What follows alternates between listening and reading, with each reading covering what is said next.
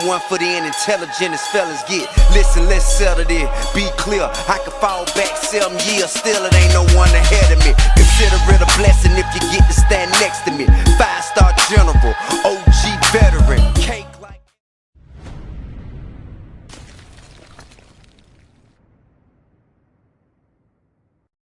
What's up, everybody? Welcome to BioS3 Raw TV.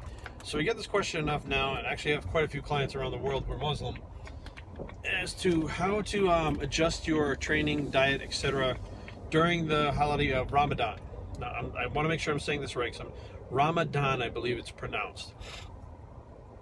When I read it, because I'm dyslexic, I may read it wrong, but I believe it's Ramadan. And basically what that is a period from sun up to sundown. They can't eat or drink anything, and I believe it's all night long, sundown to sun up. They can eat and train and do everything. Well, they can train during the day, but whatever. They can't eat or drink anything during the day. So basically, as soon as I heard this, and this has been probably, last 5 or 6 years, I've had clients all over the world. We've basically adjusted it the same way, which is you turn it into intermittent fasting pretty much, except the eating window can't be like wherever you want it to be. It has to be at that certain time. Now, that can pose an issue to when you go to train. So some of the gyms may not be open later at night, so getting 2 or 3 meals in, trying to get into the gym may not be able to happen. So, excuse me, let's run it through the first way. The first way, no cardio. So you get up in the morning, or not to get up in the morning, the sun goes down, you're able to eat, you have your first big meal. And what I suggest is getting, a minimum of 3 meals. So trying to get all that food within that eating window in 3 meals. If you want to split it up to 4 or 5 and you could eat that whole time like that, knock yourself out. But a lot of people have a hard time doing that, and they don't have the time to sit down and eat 4 or 5 times. They can't get the calories in over that period of time. So what we do is we try to adjust it to get them in no matter what in 3 meals. So you have the first big meal when you get up, you wait about an hour, take your pre-workout, go to the gym. So this would probably only be a couple hours after sundown, which the gyms and stuff should probably still be open. It's not like the middle of the night. I mean, it's, just a couple hours after sundown. So you're looking like 8 or 9 o'clock. The gym should still be open. Train. After you're done training, have a meal, either right at the gym or go home and have a big meal then. That's 2 of the 3 meals right there. And then later on, whenever you see fit, have the 3rd meal before your fasting period starts. Again, now, also important during this period of time to drink water. Now, jamming too much water in your body in a short period of time can kill you. So here you have to, think about what you normally take in.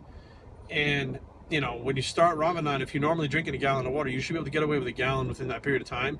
But if you're only drinking a half gallon, don't overcompensate by drinking 3 gallons all of a sudden starting one day, because it could be too much. I'm not saying it's going to, but it could be. I don't know. Now, the second way to adjust your meals and training schedule is if someone is doing cardio, fasted cardio. So you have fasted cardio as part of your program. You're fasting all day long. So it's not like when you wake up, you're fasted. Technically, when you wake up, technically it's the end of the day that you're fasted. So at the end of the day, you're fasted. You do your cardio, immediately have a meal after your cardio. Then wait about an hour, take your pre-workout, go to the gym and train, have another big meal after that. That's 2 of the 3 meals right there. And then when you see fit to have the other one, or if you want to split the other meal into 2 so you have 4, it's up to you, however you want to do it. Now, that's 2 ways to fit everything around your schedule. Another way is to literally drink the calories. There are some people that are going to be like, Jerry, I'm eating 5,000 calories a day. I can't do that split between 3 meals. Liquid calories, which means milk, egg whites, protein powder, weight gainers. If you're in America, carb powders are pretty accessible. If you're not in America, I'm not really sure carb-wise what you would do for liquid, maybe juices, fruit juices, stuff like that. Drinking the calories, I feel like, are just as good as if you're going to eat the calories. I mean, back in the day, the whole idea of these weight gain shakes was the fact that you couldn't eat 800 calories 5 times a day. You could only get it down like maybe 2 or 3, maybe 4 times a day. So you'd have a shake for the other one because you could drink the calories a lot easier than you could eat them. Hence, it was, another way to get your food down. And somewhere it became very convenient to do the liquid calories. And all of a sudden that became the norm for people instead of the exception to the rule that people couldn't eat food. So they were forcing it down with the liquid calories. So that's my 2 ways that I like to, with cardio, without cardio.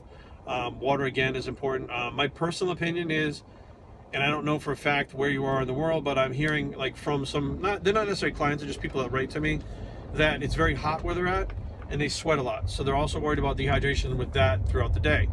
I can totally understand that. So add some extra electrolytes, whether it's I forget the one that Charbel uses, but he uses one out in the Middle East. It's an electrolyte formula that you add to your water so that you replenish it at night while you're able to drink those waters. And I think his actually did have carbs. He couldn't find one over there that didn't have carbs. So you have to subtract those carbs macro-wise from the rest of your food. But get extra electrolytes in, take your multivitamin, drink your water. Basically try to get everything in that eating window any way you can. And if something isn't working and you can't get that food in, you can't get that water in, try something else. Just sit down and say, what can I do? Or, you know, step back. Another thing to say is it's only a month. So the fact that it's only a month, I can, you know, miss a couple meals here and there. I can miss a few workouts. The religious aspect is very important. It's even more important than my gains or my, you know, my health goals. You know, it'll be there when you're done. You can reset when you're done with Ramadan and just continue on with your goals after that. So that's the way I set it up, and I recommend it for people. So hopefully this will help. I hadn't really heard anybody recommend the liquid calories before. I've seen a couple videos by other people, and they didn't say anything about drinking the calories, which is the easiest way to get them in. Plus helps you with more fluids, which you're going to be deficient in fluids anyway. So biostraining@gmail.com. Leave comments down below, but don't fight. www.biostraining.com is a blog. It's the month of Ramadan bicep, and we're out.